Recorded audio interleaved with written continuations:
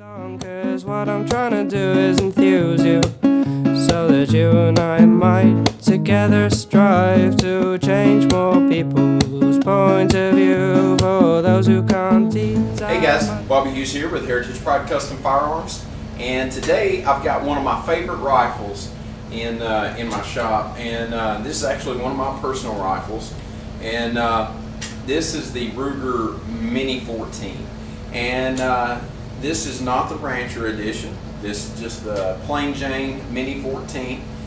There's a lot of, well, not a lot, a few different renditions of it, but I love this rifle. Every time I hold this rifle or shoot this rifle, I feel like I'm shooting an M1A or an M14. And basically, just a short little piece of history on it. The reason why the Mini-14 exists is because back when the military was thinking about going to a more compact carbine type firearm, they contracted out for bids, and Ruger was designing one, and obviously Colt was designing one. So anyway, obviously the military now uses the M16 platform, which has now been transformed to the M4. They finished their bid first, or their prototype first. The military liked it, and we all know how impatient they are, so they ended up buying it. Well, a few months later, Ruger finished his version, and it was the Mini-14. Now it's changed a little bit since, but it's still a very reliable and a very fun rifle to shoot. Like I said, probably one of my favorites. As a matter of fact, I don't even own an M or an AR platform rifle.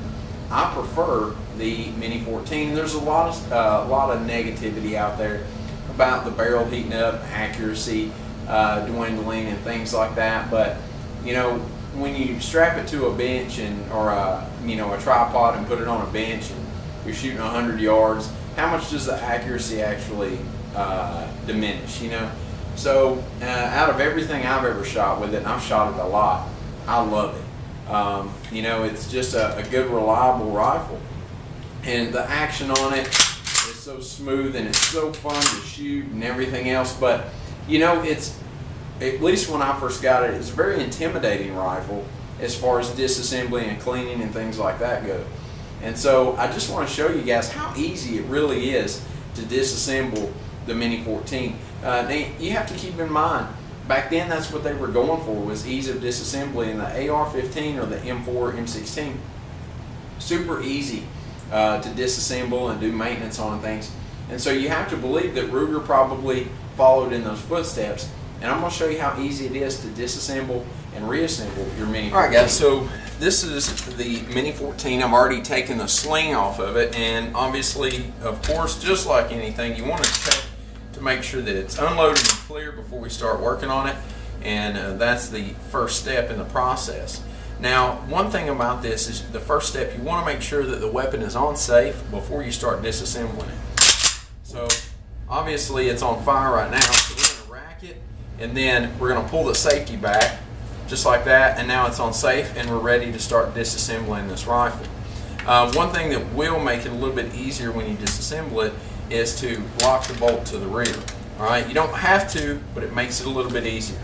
Then back here in this little hole on the back of the trigger, we're going to use just a standard punch, and we're going to put it in that little hole and use that to pry back on it just like that, and it'll pop this trigger guard right out of the little catch in there. Alright, so we've got that. Now we're going to go ahead and pull the trigger assembly right out of the gun just like that. And that's it on that. Now, at this point, before we remove the action from the stock, hold on to the stock because there's nothing holding it on now. We'll go ahead and ride the bolt back forward, and then we'll go ahead and pull up the back part of the stock, and then pull it right out. There's a little lip that holds it up there in the front. Pull that off. Set that aside. And now we're ready to go ahead and start disassembling the action. The first thing we're going to take out is our guide rod and spring assembly here. So just pull it out. Be sure, be careful. It's going to be under pressure a little bit. Pull that out. Now from here we can work our slide back, and you can actually, it'll make it a lot easier if you twist your heat shield around a little bit. Work our slide back or our action back, and you'll notice right back here toward the back of the slide for the action, there's a little notch right there. That's your disassembly notch. So you're going to pull out on your slide and just ride it back until you find that little niche, and it'll come right out just like that. And then we got to pull the bolt out. We're going to slide it, just push it forward, let it pivot out here, and there's the bolt. Now you can pop the heat shield off if you want to, and that's your basic disassembly. That quick, that easy to disassemble. Now, one thing that we're going to go over too, it's not something you have to do every time, but something we're going to do too is we're going to go ahead and remove the slide lock. Now, I use a brass punch for anything where I'm going to be beating on metal to keep from marring it up or scarring it. So we're just going to set our brass punch on here, give it a little tap, pop that little plate off right there, and then what you want to do is push down on your bolt latch lock here, and then just pop this little guy out here. You'll just pull right out, set that aside, and then release your bolt lock there. Pull that out, it'll come out with a spring, and that, my friends, is complete disassembly of the well, not complete, but basic disassembly of the Ruger Mini-14. Alright, pretty much all renditions are going to be the same. It's pretty simple. The action here, the trigger, go ahead and just leave that all intact, clean it up, and then we'll lubricate it just like we do with any of my other firearms, just metal to metal contact. Alright, so we're going to go ahead and do that as well while we've got it apart and cleaning it. So I'm going to go clean this stuff, and then I'll be back with you guys and we'll put it all back together.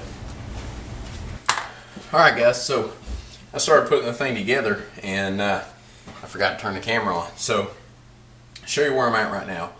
At this point, what I did was, because of the type of material that this is and the type of conditions in which I use this rifle, outside in the rain and things like that, I did something that I don't normally do to a lot of my guns. I use a little barber brush and some Hops gun oil, and just rub the whole thing down and then wipe it off with a rag. And that just puts a nice coat of thin oil, real generous on it. It'll help with that, with rust and also carbon buildup. So anyway, and then I reinstalled the bolt catch, which is very simple. You just drop it back in, and I just use a little bit of grease, any metal to metal contact. So that thing actually contacts the bolt. So we want to put a little bit of grease on that, and then I started putting the bolt back in. Now this is the hardest part of the reassembly, is this bolt. And I'm going to be honest with you, I really don't want to pull it back out to show you guys, but I will. Basically, you've got a little notch right here and a little tit on the bolt. Alright, so you're gonna come in with the bolt at an angle, and the tricky part, and the part that I don't want to pull it back out because it'll take you a little while to get it in there. Up underneath here, and I'm going to try to show you as best that I can. You got the back of the firing pin right there, and there's a little cutout in part of the frame here, and that firing pin has to line up with that cutout perfectly. So you got to wiggle it around a little bit and just work it down in there. But once you get it twisted down in there, then you just drop this part back down in, and then it'll set right down in there like that. Once you get it set, now here's the thing, don't grease this until you get that set, because you'll just rub all your grease off on your hands. Alright, so what we're going to do is I'm going to take my grease and I'm going to put a little dab right here, because it rubs right in there. Alright, and then I'm going to push it back, and I'm going to take my Q-tip with a little bit of grease, and I'm going to rub some on the bottom side, just right in that channel where that bolt rides. Alright, because that is constant metal to metal contact. So put a little bit of grease there. We also want to put a little bit of grease around the chamber opening to help with carbon buildup. Alright, and then that's pretty much it. And then you can rub a little bit, whatever's left, on the slide right here where it rubs. Doesn't take much, just a little bit. Alright, now we'll flip the gun over, and once we flip it over, we're going to go ahead and reassemble it before we put any more grease in it. So from here, what we want to do is go ahead and reinstall our slide here. Alright, and the way that works is it just sets right on here, like it sets right on the barrel. And then remember, we're going to find our groove back here, our little notch.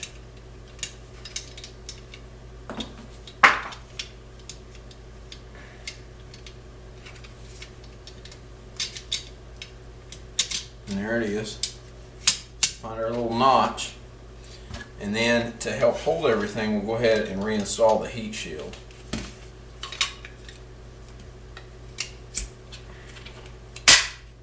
Alright, and that'll help hold everything so that it doesn't fall back out. Alright, and then we will install our spring and guide rod. And the spring just goes up in the tube here.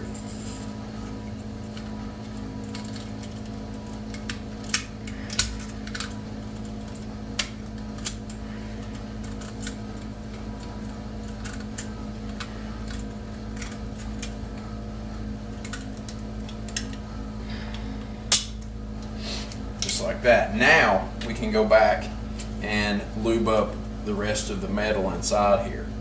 So just take a little bit of your grease and put it on a Q-tip here, and you're going to get some rub here where the bolt rubs. So just go ahead and put you a nice coat of grease on that.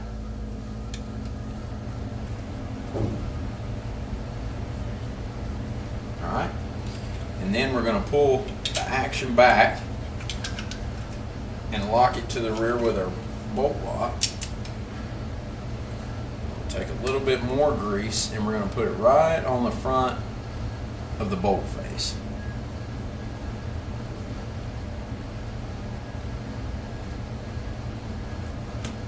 Right. Now, we can grab our stock here. Go ahead and slide our stock right back down over it.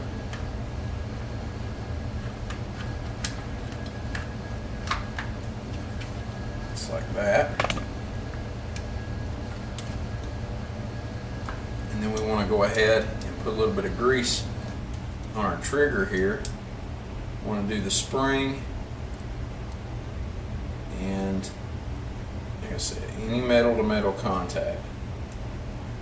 Put just a little bit right here, comes in contact with the bolt, and basically just any joints where it moves. Q-tip.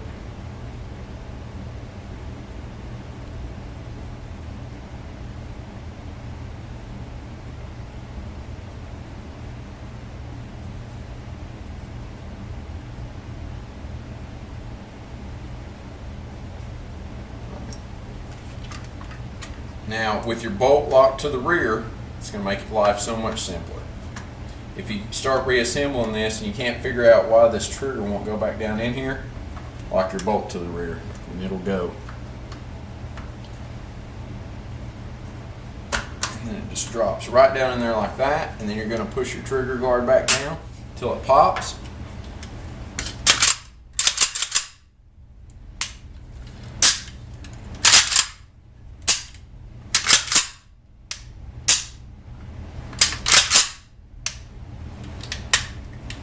Safety works, function checked, and it's reassembled.